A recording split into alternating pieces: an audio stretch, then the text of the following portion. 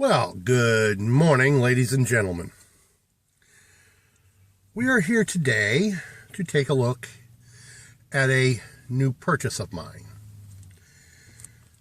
Well, let's swing it around here so you can get a look at it. This is the iStick Mini from eLeaf. Oh, bother. It has been out of this box. I have charged it and used it for a while before bringing it to you. Nice little device. This comes with 510 threading.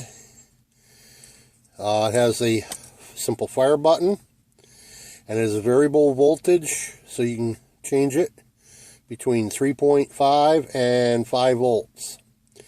It tells you the time of your vape, the power left in the battery, and then, of course, like I said, your voltage. As you can see, I've been using it. But the trouble is, I don't own any of those big fancy tanks that have the 510 threading on the bottom of them. So how do I use this tank?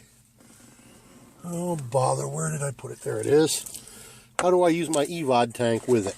Well, I'm going to show you. Pull this out. This is the box the cord comes in. And underneath it, there we go. It's also a manual. Not much of a manual, and print is mighty tiny on it. This, ladies and gentlemen, is how we use the 510 threading. This is an adapter. It goes from 510 to EVOD. So, let's see what we can do here. Oh, bother. Round things roll, round things roll.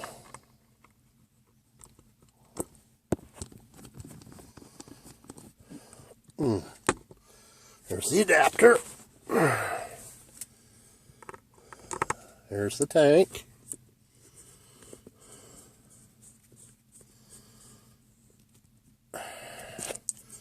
Okay, and there's what it looks like when it's ready to use. Stick with me and we'll have a vape. Now here's the thing. This is a 1050 milliamp battery, micro USB plug, pass-through chargeable. That means I could have it on the charger and vape at the same time.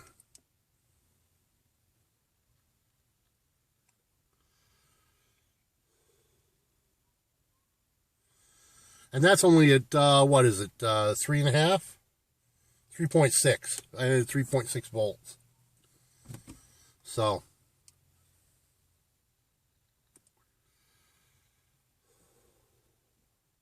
I found out if I turn this up to 5, it makes a crazy amount of vape for what it is. So let's turn that up. 5 volts. Here goes.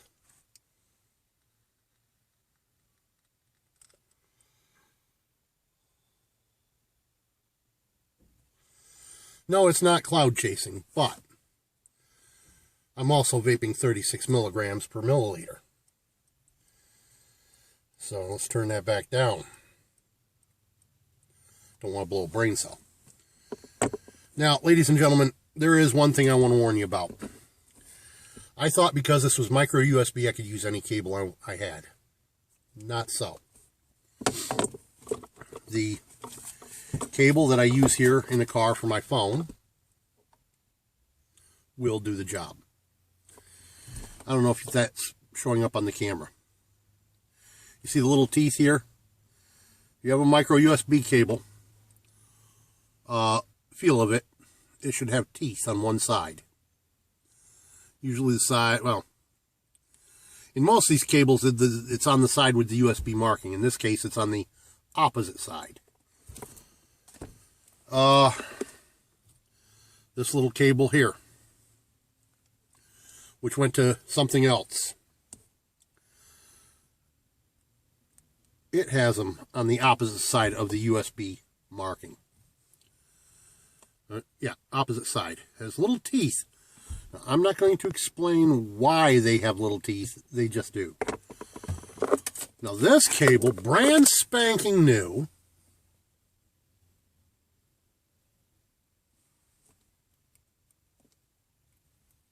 No teeth.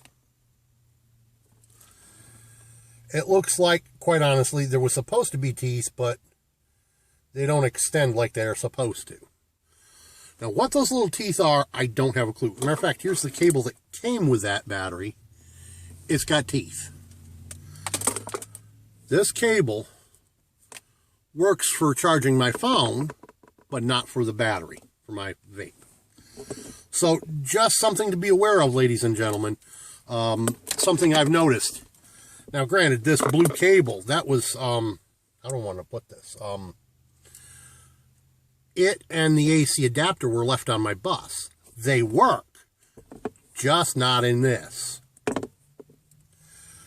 I don't understand why the teeth make such a big difference, but apparently they do.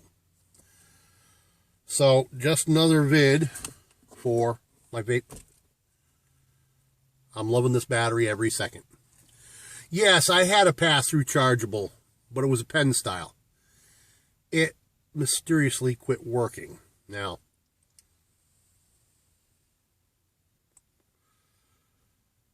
no, this is not as powerful as my last pen, which I still have and still works. It was a 1300 mAh battery. But, by the same token, as long as I've got proper cables that, like I said, that cable, I know where I got that. I picked that up at a tag sale for $1. It's just a little short booger. But it's a good heavy-duty one.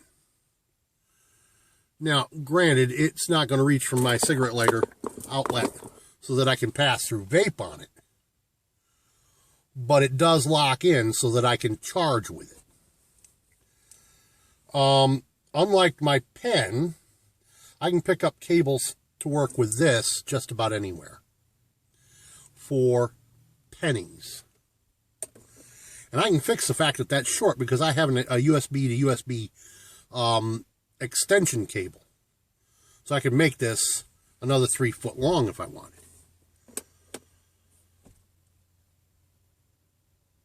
My point is, the pen style that I have, which has an EVOD, and it is not a USB chargeable from the bottom. You have to literally take the tank off of the pen and then screw that into the charger. It's a proprietary USB charger.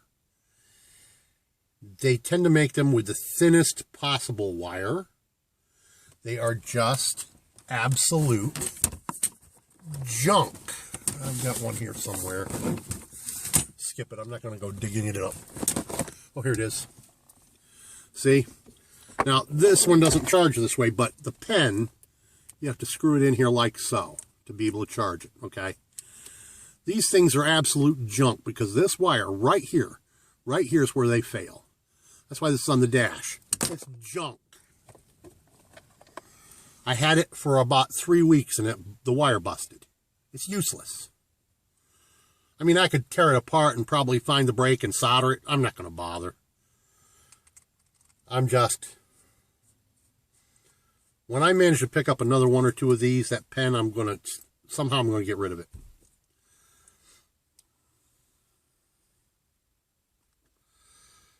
And ladies and gentlemen, I want you to understand that I'm saying this out of the best possible thought for you.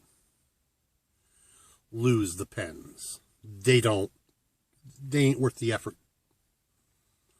They're underpowered. They require a proprietary charging cable. Proprietary charging cables are under manufactured, so they're breaks, so you got to buy them and buy them and buy them. They're robbing you blind with them. And that's the view from the Embrato Smithy. Peace out.